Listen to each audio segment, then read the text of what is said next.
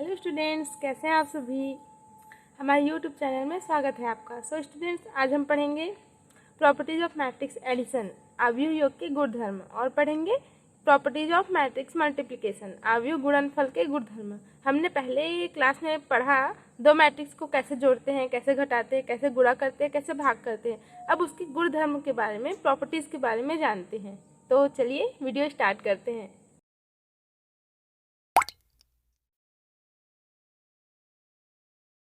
तो स्टूडेंट्स, आज हमारा पहला टॉपिक है प्रॉपर्टीज ऑफ मैट्रिक्स एडिशन, अवयव योग के गुणधर्म। इसमें फर्स्ट देखते हैं कम्यूटेटिव लॉ, क्रम विनिमय नियम। हम देखेंगे अवयव के योग में क्रम विनिमय नियम का किस प्रकार से पालन होता है एडिशन में, योग में। तो हम देखते हैं, यदि ए और B m cross n order के मैट्रिक्स हों तो a plus B is equal to B plus A होता है।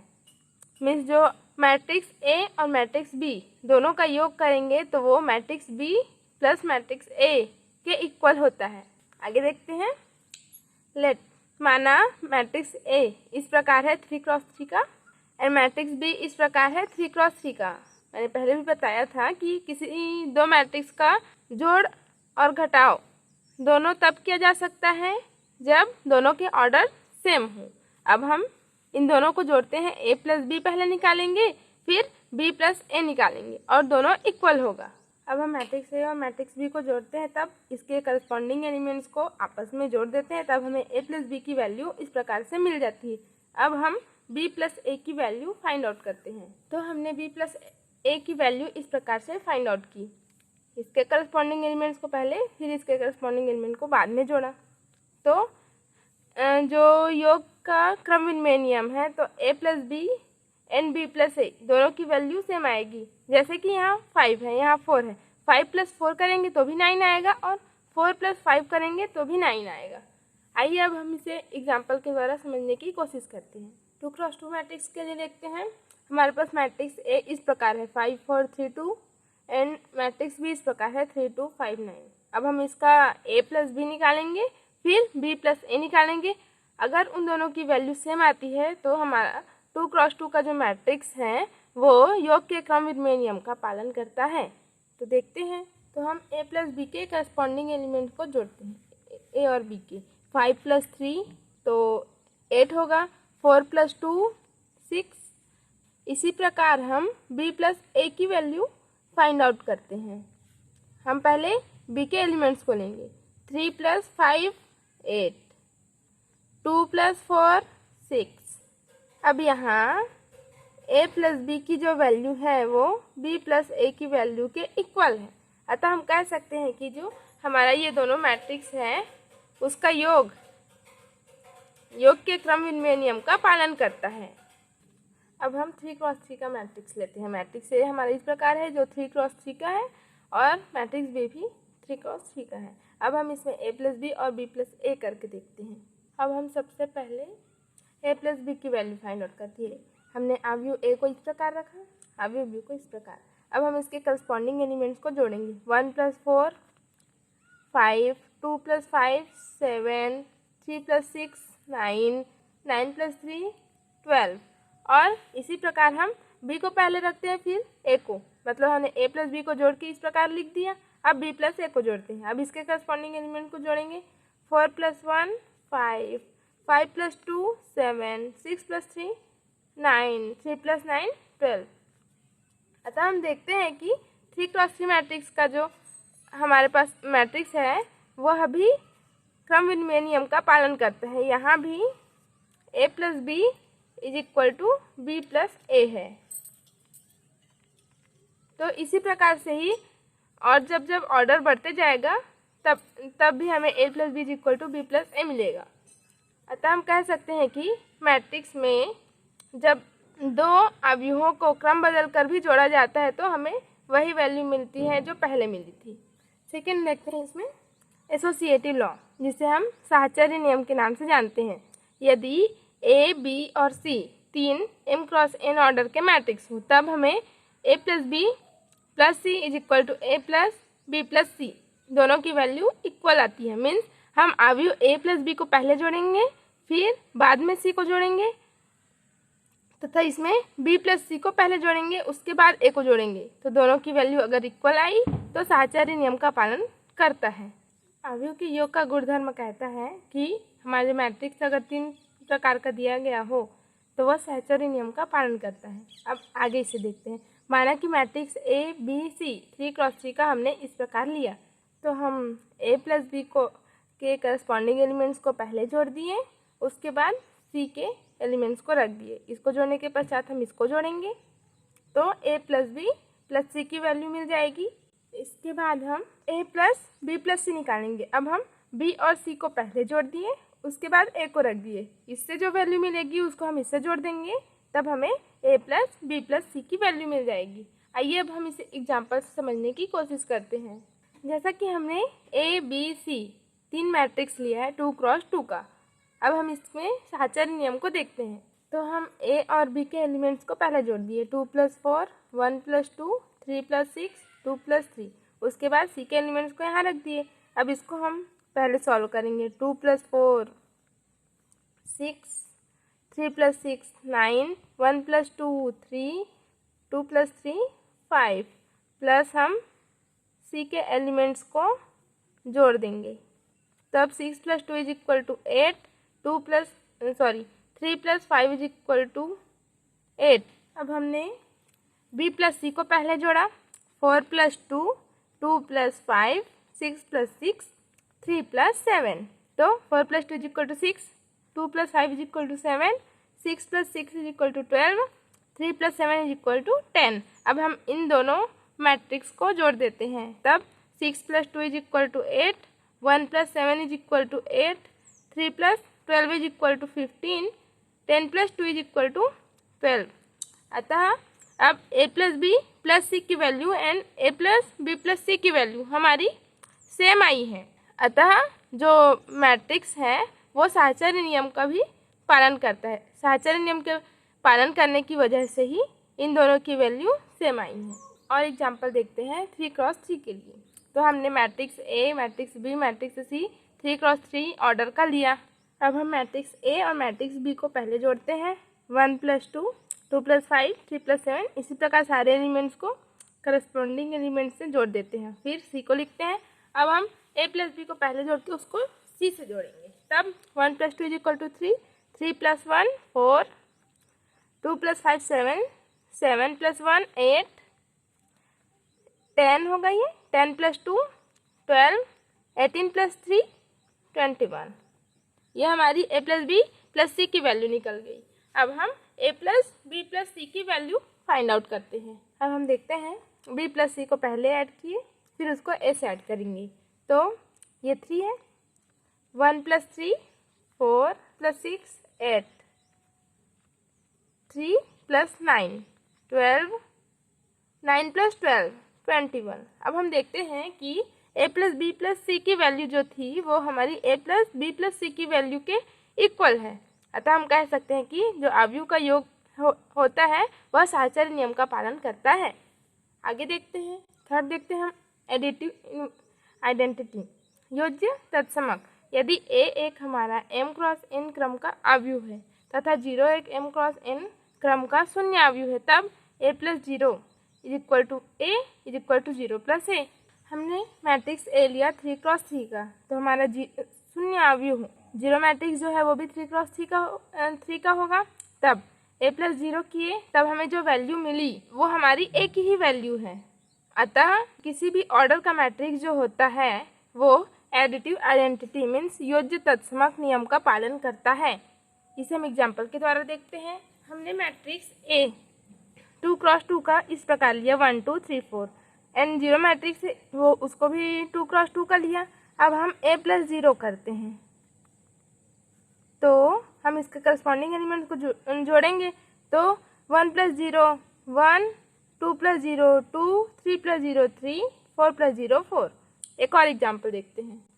हमने 3x3 का मैट्रिक्स लिया ए और 0 मैट्रिक्स भी हमने 3x3 का लिया। a + 0 करते हैं, 1 + 0 1 2 + 0 2 9 + 0 9। किसी मैट्रिक्स को हम 0 मैट्रिक्स से जब जोड़ते हैं तब हमें वही वैल्यू प्राप्त होती है। तो हमें ए ही प्राप्त हुई, ये जो मिली हमें ए की वैल्यू है। अतः जो मैट्रिक्स होता है हमारा वो एडिटिव आइडेंटिटी योज्य तत्समक नियम का पालन करता है। नेक्स्ट देखते हैं हम एडिटिव इनवर्स योज्य प्रतिलोम। प्रत्येक आव्यूह ए के लिए एक आव्यूह माइनस ए इस प्रकार अस्तित्व रखता है कि A plus minus A is equal to 0 या फिर minus A plus A is equal to 0। आगे देखते हैं, माना कि मैट्रिक्स हमारा ए 3×3 का इस प्रकार है, तब हम माइनस ए निकालते हैं ना, तो सब में माइनस का मल्टीप्लाई हो जाएगा मैट्रिक्स के प्रत्येक एलिमेंट में। तब हम A plus minus A means इन दोनों मैट्रिक्स को जोड़ देते हैं, तब A11 माइनस A11 मीन्स दोनों मिलके 0 हो जाएंगे। A11 minus A11 0, A12 minus A12 0, A1 इसी प्रकार से सारे एलिमेंट्स हमारे जोड़ने पर 0 हो जाएंगे। इसे और एग्जाम्पल के द्वारा समझने की कोशिश करते हैं। हमने मैट्रिक्स ए लिया 2×2 का, माइनस ए भी 2×2 का है। अब हम इन दोनों को जोड़ेंगे, 1 plus -1 means 1 minus 1 0, 4 plus -4 4 minus 4 is equal to 0। हमें 0 मैट्रिक्स मिला। नेक्स्ट एग्जाम्पल देखते हैं। हमें मैट्रिक्स ए 3×3 का इस प्रकार से दिया गया है, इसका माइनस ए निकालेंगे मीन्स माइनस का गुणा मैट्रिक्स ए के प्रत्येक एलिमेंट के साथ करते हैं, तब हमें ये प्राप्त हुआ। अब हम इन दोनों को जोड़ देंगे, matrix A plus minus A, 1 plus -1 means 0, 2 minus 2 0, तो 9 माइनस 9 0। अतः हम कह सकते हैं कि अगर कोई मैट्रिक्स ए है और मैट्रिक्स उसी मैट्रिक्स को माइनस से मल्टीप्लाई किए तो हमारा माइनस ए आया, तो उन दोनों मैट्रिक्स को जोड़ेंगे तो हमें 0 मैट्रिक्स प्राप्त होगा। अतः ये एडिटिव इनवर्स रूल का पालन करता है। फिफ्थ देखते हैं कैंसिलेशन लॉ, जिसे हम निरसन नियम के नाम से जानते हैं। यदि ए बी और सी 3 m×n ऑर्डर के मैट्रिक्स हमारे पास हैं और वो इस प्रकार हैं कि a प्लस बी को जोड़ने से a प्लस सी मिले, तब कैंसिलेशन लॉ से होता है b इज इक्वल टू सी। आगे देखते हैं, जैसा कि इसमें बताया गया है a plus B is equal to a plus C, मतलब हमारा जो मैट्रिक्स a है वह सेम मैट्रिक्स है पर b और c अलग अलग मैट्रिक्स है, पर a के साथ जोड़ने पर b का वैल्यू अगर सेम आए और a प्लस सी का वैल्यू a प्लस बी के वैल्यू के बराबर हो, तब b और c बराबर होता है। इसका प्रूफ देखते हैं। हमें दिया गया है a plus B is equal to a plus C. अब हम इसके दोनों पक्षों में माइनस ए को जोड़ देते हैं। फिर हमने माइनस ए प्लस ए को ब्रैकेट में ले लिया, माइनस ए प्लस ए को ब्रैकेट में ले लिया। अब योग के साहचर्य नियम से हुआ ये, माइनस ए प्लस ए 0 हो गया। योज्य प्रतिलोम नियम से हमने अभी चौथे नियम में पढ़ा योज्य प्रतिलोम नियम। एंड एडिटिव आइडेंटिटी रूल योज्य तत्समक नियम से किसी भी मैट्रिक्स को 0 से जोड़ते हैं तो हमें वही मैट्रिक्स मिलता है ये। अब हम देखते हैं प्रॉपर्टीज ऑफ मैट्रिक्स मल्टीप्लिकेशन, अवयवों के गुणनफल के गुणधर्म। पहला है कम्यूटेटिव लॉ, क्रम विनिमय नियम। अवयवों का जो गुणनफल होता है वह क्रम विनिमय नियम का पालन नहीं करता है। इसके निम्न कारण है। फर्स्ट देखते हैं, हम जानते हैं कि ए बी तभी पॉसिबल होता है जब हमारे मैट्रिक्स के कॉलम की संख्या मैट्रिक्स बी के रो की संख्या के बराबर हो, पर यह आवश्यक नहीं है कि जब ए बी हमारा निकाला जा सकता है तो बी ए भी निकाला जा सके। जैसे कि हमने ए कोई 4×4 ऑर्डर का मैट्रिक्स लिया और हमने बी लिया 4×3 ऑर्डर का। अब हम इसका ए बी निकाल सकते हैं क्योंकि मैट्रिक्स ए के जो कॉलम की संख्या है मैट्रिक्स बी के रो की संख्या के इक्वल है, पर हम बी ए निकालना चाहे तो बी को पहले रख देते हैं। ए बी पॉसिबल है पर बी ए, परंतु बी ए में मैट्रिक्स बी के कॉलम की संख्या मैट्रिक्स ए के रो की संख्या के इक्वल नहीं है, अतः हम बी ए नहीं निकाल सकती। B A is not possible. तो इस प्रकार ये पहला कारण है कि इसका ऑर्डर जो है ए बी के लिए पॉसिबल था परंतु बी ए के लिए पॉसिबल नहीं है। अतः हम कह सकते हैं कि A B not equal to B A. इसमें ए बी का गुणा तो किया जा सकता है परंतु बी ए का गुणा नहीं किया जा सकता, और जब गुणा ही नहीं किया जा सकता तो दोनों की वैल्यू समान हो ही नहीं सकती। नेक्स्ट देखते हैं, जैसे हमने मैट्रिक्स ए इस प्रकार लिया जो 4×3 ऑर्डर का है एंड मैट्रिक्स बी इस प्रकार लिया जो 3×4 ऑर्डर का है। तो अब इसमें हम देखते हैं, अगर हम ए बी निकालना चाहें तो मैट्रिक्स ए के कॉलम की संख्या और मैट्रिक्स बी की रो की संख्या इक्वल है, अतः हम ए बी फाइंड कर सकते हैं तथा इसमें मैट्रिक्स बी में कॉलम की संख्या और मैट्रिक्स ए में रो की संख्या इक्वल है, अतः हम बी ए फाइंड आउट कर सकते हैं। पर हमें ए बी जो मिलेगा वह होगा 4x4 ऑर्डर का, और मैट्रिक्स बी को मैट्रिक्स ए से गुणा करेंगे तो हमें जो बी ए प्राप्त होगा वो होगा 3x3।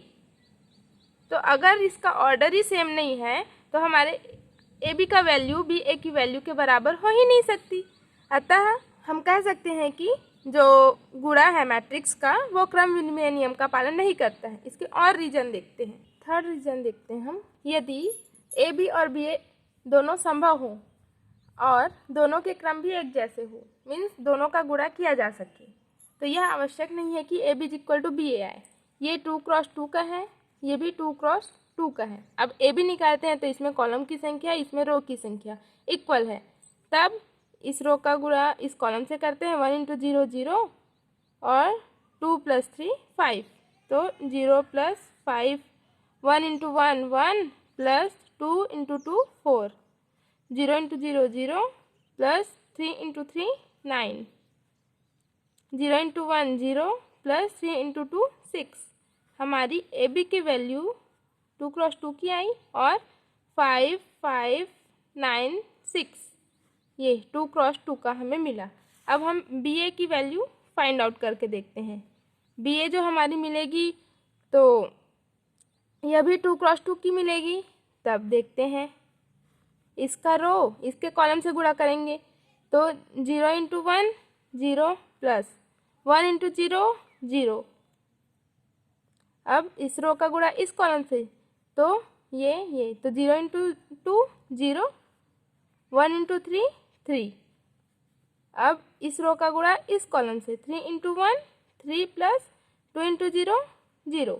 अब इस रो का गुणा इस कॉलम से करते हैं, तब 3 × 2 6 + 2 × 3 6, जो हमें मिलेगा वो 2x2 का मिलेगा।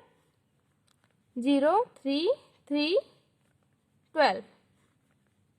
हमें जो ए बी मिला वो भी 2x2 ऑर्डर का मिला, एंड बी ए जो मिला वो भी 2x2 ऑर्डर का मिला, पर जो इसके एलिमेंट्स हैं वो इक्वल नहीं है, अतः हम कह सकते हैं कि ये कम्यूटेटिव लॉ का पालन नहीं करता। परंतु जो हमारा मैट्रिक्स ए है वह सिर्फ और सिर्फ तभी क्रम विनिमय नियम का पालन करता है जब उसे यूनिट मैट्रिक्स से गुणा कर दिया जाए। यह केवल और केवल तभी कम्यूटेटिव लॉ का पालन करेगा जब ए के साथ कोई और मैट्रिक्स नहीं, सिर्फ और सिर्फ यूनिट मैट्रिक्स हो। इसे एग्जाम्पल के द्वारा समझते हैं। जैसे कि हमने कोई मैट्रिक्स ए लिया 1 2 3 4 और हमने इसके करस्पॉन्डिंग यूनिट मैट्रिक्स लिया 1 0 0 1। अब हम ए इंटू आइडेंटिटी मैट्रिक्स देखते हैं, तब इस रो का गुणा इस कॉलम से तो 1 × 1 एंड 2 × 0, तो 1 + 0 = 1, 1 × 0 0 हो गया, 2 × 1 2, 3 × 1 3 और ये 0 तो 3, 3 × 0 ये 4, एंड हम आई ए निकालते हैं। इस रो का गुणा इस कॉलम से 1 × 1 1। अब इस रो का गुणा इस कॉलम से 2 × 1 2 और ये 0 हो गया। अब इस रो का गुणा इस कॉलम से 0 × 1 0, 3 × 1 3। इस रो का गुणा इस कॉलम से 0 × 2 0, 1 × 4 4। अतः यहाँ पे हमारी वैल्यू ए आई इक्वल आई ए आया। मीन्स ये सिर्फ इसी सिचुएशन में जब यहाँ बी के जगह यूनिट मैट्रिक्स हो तभी यह सेटिस्फाई करेगा कम्यूटेटिव लॉ को। सेकंड देखते हैं एसोसिएटिव लॉ, सहचर नियम। यदि ए बी सी क्रमशः m × n n × p p × q के 3 अवयव हैं तब a × b × c = a × b × c, ये दोनों इक्वल होंगे। एग्जाम्पल से देखते हैं। हमने 3 मैट्रिक्स लिया ए बी सी जो इस प्रकार है, जो सारे 2x2 ऑर्डर के हैं। अब हम इसको a × b × c निकालते हैं। अब हम a × b पहले करते हैं, तो इस रो का गुणा इस कॉलम से किए, 2 × 1 = 2 धन 6 8 आया, अब इस रो का गुणा इस कॉलम से, 4 एक कम 4 धन 2 6। इस रो का गुणा इस कॉलम से, 3 दूने 6 धन 4 तिया 12 18 आया। अब इस रो का गुणा इस कॉलम से, 3 चौक 12 और 4 16। अब सी को ऐसे ही रख दिए। अब इन दोनों का गुणा करते हैं हम, तो इस रो का गुणा इस कॉलम से तो आएगा 8 एक कम 8 धन 6 तिया 18 18 और 8 26। इस रो का गुणा इस कॉलम से, 8 दूनी 16 और 6 22 आएगा। इस रो का गुणा इस कॉलम से, 16 तिया 48 48 और 18 66। इस रो का गुणा इस कॉलम से, 28 दूनी 36 36 और 16 52। ये हमें 2 क्रॉस 2 का मैट्रिक्स मिला। अब हम आगे देखते हैं। अब हम ए को जैसा का तैसा लिख दिए, बी इंटू सी का गुणा करेंगे। इस रो का इस कॉलम से, 2 एकम 2 धन 12 14 2 दूनी 4 और 4 8 3 एकम 3 धन 3 6 3 दूनी 6 और 1 7। अब हम ए इंटू बी सी का गुणा करेंगे। ये इस रो का गुणा इस कॉलम से, 6 धन 12 12 4 16 10 26। इस रो का गुणा इस कॉलम से, 8 एकम 8 8 धन 14 22। इस रो का गुणा इस कॉलम से, 14 तिया 42 42 और 24 66। इसको हम इक्वेशन सेकंड लेते हैं। अब समीकरण 1 व 2 से हम देखते हैं कि दोनों वैल्यू जो है हमारी इक्वल है, अतः हम कह सकते हैं कि A B into C is equal to A into B C. मतलब जो हमारा मैट्रिक्स होता है वो साहचर्य नियम का पालन करता है। थर्ड देखते हैं डिस्ट्रीब्यूटिव लॉ। यदि ए बी और सी 3 अवयव हैं तब फर्स्ट होता है A into B plus C is equal to A B plus A C, and second होता है A plus B into C is equal to A C plus B C. First को हम लोग राइट डिस्ट्रीब्यूटिव लॉ या फिर दक्षिण पक्षीय वितरण नियम कहते हैं। सेकेंड को हम लेफ्ट डिस्ट्रीब्यूटिव लॉ या फिर वाम पक्षी वितरण नियम कहते हैं। फर्स्ट देखते हैं हम दक्षिण पक्षी वितरण नियम, राइट डिस्ट्रीब्यूटिव लॉ। हमने कोई मैट्रिक्स 3 मैट्रिक्स से 2 क्रॉस 2 का लिया। अब हम देखते हैं ये सेटिस्फाई करता है कि नहीं राइट डिस्ट्रीब्यूटिव लॉ में। हम सबसे पहले b प्लस सी निकालेंगे, फिर उसको a से इंटू करेंगे तो जो हमें वैल्यू मिलेगा उसको समीकरण का नाम देंगे। फिर हम a इंटू बी निकालेंगे एंड a इंटू सी निकालेंगे, फिर उसको प्लस कर देंगे तो हमें जो वैल्यू मिली है वो पहले वाले समीकरण को अगर संतुष्ट करेगी तब ये हमारा प्रूफ हो जाएगा। तो आगे देखते हैं।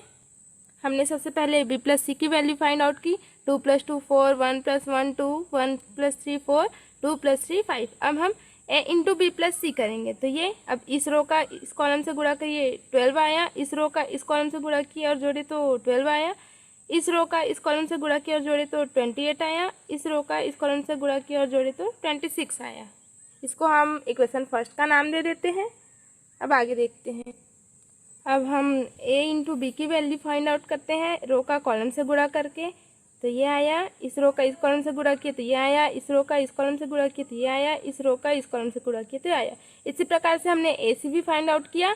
अब ए बी प्लस ए सी की वैल्यू को हम ऐड कर देंगे। 4 + 8 5 + 7 10 + 18 11 + 15।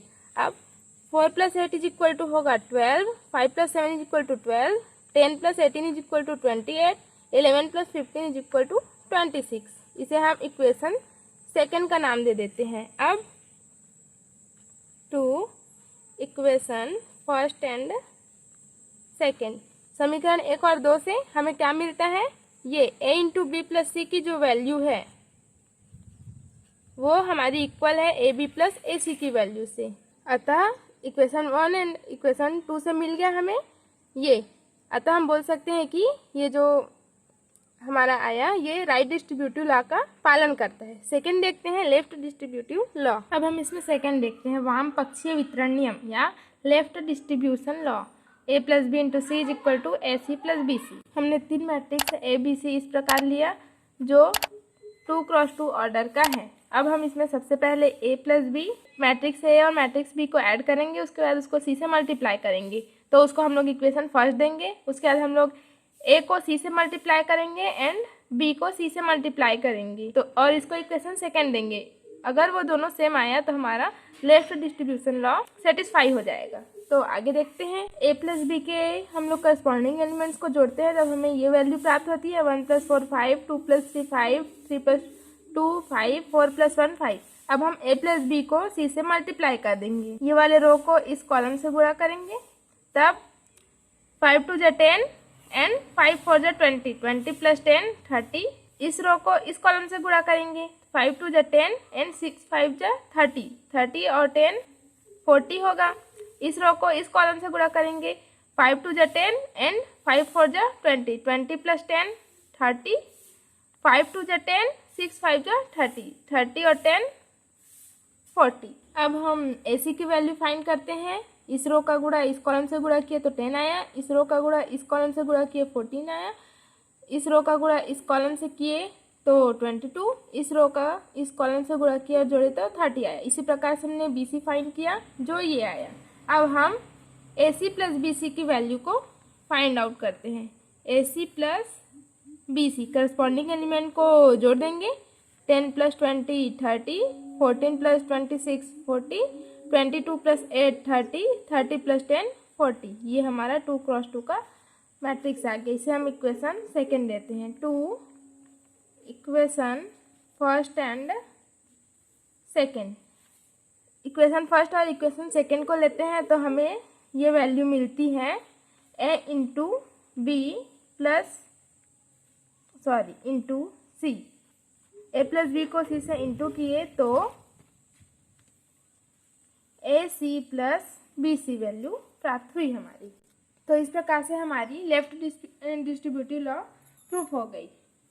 हमारा फोर्थ रूल है, दो अशून्य अवयव मीन्स नॉन जीरो मैट्रिक्स का गुणनफल एक शून्य अवयव जीरो मैट्रिक्स हो सकता है। जैसे कि हम देखते हैं मैट्रिक्स A हमारा इस प्रकार है 0 1 0 0, और ये मैट्रिक्स भी हमारा इस प्रकार है 1 0 0 0। हमारा दोनों मैट्रिक्स 2 क्रॉस 2 ऑर्डर का है।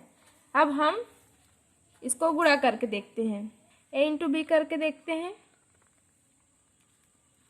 इस रो का गुणा इस कॉलम से करते हैं, 0 इंटू 1 0, 1 इंटू 0 0। इस रो का गुणा इस कॉलम से 0 इंटू 0 0, 1 इंटू 0 0।